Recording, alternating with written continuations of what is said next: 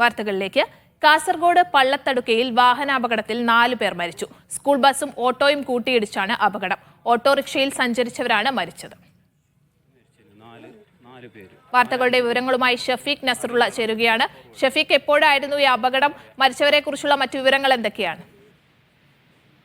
കാസർഗോഡ് ബദിയടുക്ക പള്ളത്തടുക്കയിൽ ഇന്ന് വൈകുന്നേരമാണ് ഇത്തരം ഒരു അപകടം നടന്നത്. സ്കൂൾ കുട്ടികളെ വീട്ടിലിറക്കി തിരിച്ചു വരികയായിരുന്ന സ്കൂൾ ബസും ഓട്ടോറിക്ഷയും തമ്മിൽ കൂട്ടിയിടിക്കുകയായിരുന്നു. 4 പേരാണ് ഈ ഓട്ടോറിക്ഷ അപകടത്തിൽ മരിച്ചത്. യാത്രക്കാരി 3 സ്ത്രീകളും അതോടൊപ്പം തന്നെ ഓട്ടോറിക്ഷ ഡ്രൈവറും ആണ് മരിച്ചത്.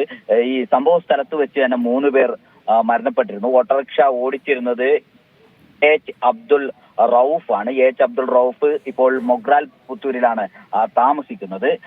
ഈ അബ്ദുൾ റൌഫ് ഓട്ടോ ഓടിക്കുകയായിരുന്നു. ഓടിച്ച അബ്ദുൾ റൌഫ് ഉൾപ്പെടെ ആ ഓട്ടോയിലുണ്ടായിരുന്ന 3 സ്ത്രീകളും ഈ 3 സ്ത്രീകളുടെയും മൃതദേഹം ഇപ്പോൾ കാസർഗോഡ് ജനറൽ ആശുപത്രി മോർച്ചറിയിൽ എത്തിച്ചിട്ടുണ്ട്.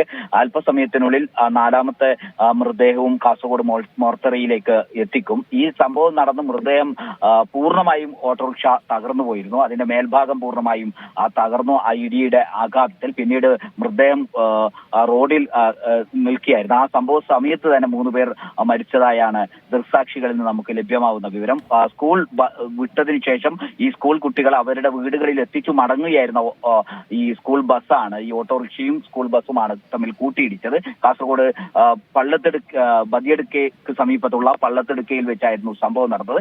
ഇവർ യാത്രക്കാരായ മുഴുവൻ ആളുകളും മൊഗ്രാൽ പുത്തൂർ സ്വദേശികളാണ്. അവരെ സ്ത്രീകളെ കുറിച്ചുള്ള പൂർണ്ണമായ വിവരം ഇപ്പോൾ ലഭ്യമായിട്ടില്ല. ഓട്ടോറിക്ഷ ഡ്രൈവറിനെ കുറിച്ചുള്ള വിവരമാണ്. 3 മൃതദേഹം ഇപ്പോൾ ജനറൽ ആശുപത്രിയിൽ എത്തിച്ചിട്ടുണ്ട്. ഒരു മൃതദേഹം അല്പസമയത്തിനുള്ളിൽ തന്നെ കാസർഗോഡ് ജനറൽ ആശുപത്രിയിലെ മോർച്ചറിയിൽ എത്തിക്കും എന്നാണ് നമ്മൾ മനസ്സിലാക്കുന്നത്. കാസർഗോഡ് പള്ളത്തടുക്കയിൽ വാഹനാപകടത്തിൽ 4 പേർ മരിച്ചു. സ്കൂൾ ബസ്സും ഓട്ടോയും കൂട്ടിയിടിച്ചാണ് അപകടമുണ്ടായത്. വിവരങ്ങൾ നൽകുകയായിരുന്നു കാസർഗോഡ് നിന്ന് ഷഫീഖ് നസറുള്ള.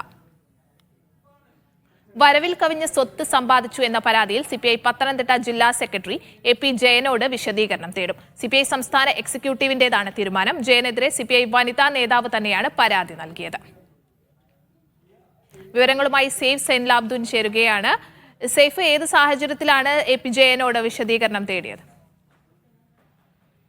സ്നേഹ, ഇത് കഴിഞ്ഞ കുറെ കാലങ്ങളായിട്ട് CPIക്കുള്ളിൽ നിൽക്കുന്ന ഒരു ആഭ്യന്തര പ്രശ്നമാണ്. ഈ പരാതി ഒരു വനിതാ നേതാവാണ് AP ജയനെതിരെ ഉന്നയിക്കുന്നത്. ഇതിന്റെ അടിസ്ഥാനത്തിൽ CPIയുടെ സംസ്ഥാന എക്സിക്യൂട്ടീവ് കുറച്ച് നാളുകൾക്ക് മുമ്പ് ചേർന്നുകൊണ്ട് എക്സിക്യൂട്ടീവ് അംഗമായ KK അഷ്റഫിനെ ഒരു അന്വേഷണ കമ്മീഷനായി നിയോഗിച്ചിരുന്നു. ആ കമ്മീഷൻ ചില കണ്ടെത്തലുകൾ നടത്തിയിട്ടുണ്ട്. അനധികൃതമായി ഇദ്ദേഹം സ്വത്ത് സമ്പാദിച്ചു, AP ജയൻ സ്വത്ത് സമ്പാദിച്ചു എന്നുള്ളതായിരുന്നു പരാതി. അതിനെ സാധൂകരിക്കുന്ന തരത്തിലായിരുന്നു കമ്മീഷന്റെ റിപ്പോർട്ട് ഉണ്ടായിരുന്നത്. ഈ പശ്ചാത്തലത്തിലാണ് AP ജയനോട് വിശദീകരണം തേടാൻ വേണ്ടിയുള്ള തീരുമാനം ഇന്ന് ചേർന്ന സംസ്ഥാന എക്സിക്യൂട്ടീവ് എടുത്തിരിക്കുന്നത്.